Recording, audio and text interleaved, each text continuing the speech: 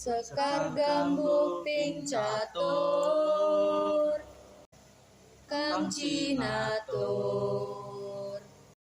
olah kang kalantur, tanpa tutur, katulo-tulo katali,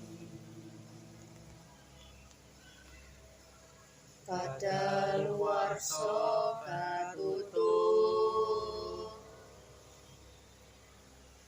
kapatupan dadi awon.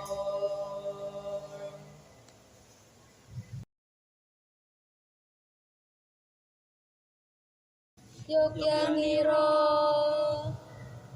kang para prajurit, lamun bisa sira anulata, du ilmuni caritane,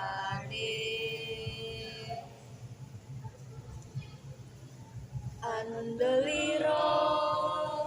Sang Prabu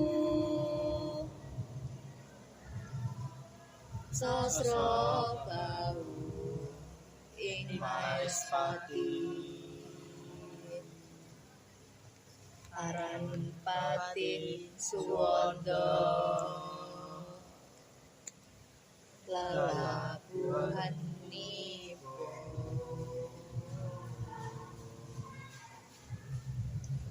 kang kinelung triprakara,